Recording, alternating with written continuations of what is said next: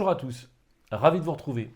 À l'Assemblée nationale, nous avons adopté définitivement le 7 février dernier la loi relative à l'accélération de la production d'énergie renouvelable. Ce texte, il vise à développer l'installation de l'éolien, à la fois en mer et sur terre, à développer évidemment l'hydrogène, et en Vendée nous sommes bien placés pour en parler, mais aussi le solaire avec le photovoltaïque.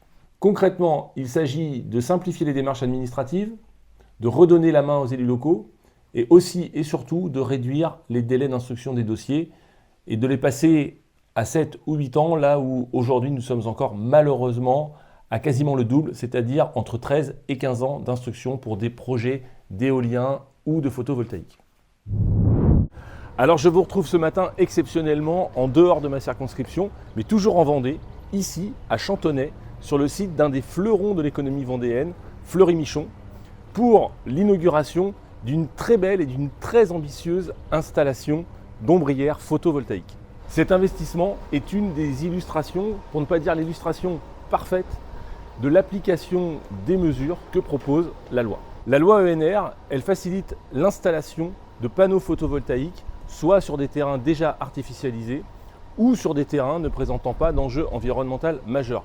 C'est par exemple le cas sur les aires de repos en bordure des routes ou alors comme ici sur des parkings.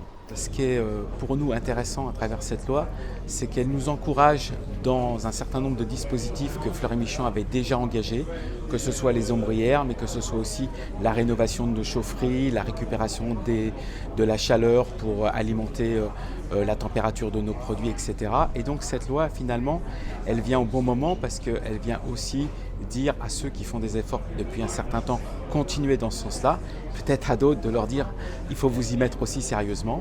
Et à travers cette loi-là, en tout cas, nous on avait déjà des enjeux et on l'a fait de réduire de 35% nos énergies en 14 ans.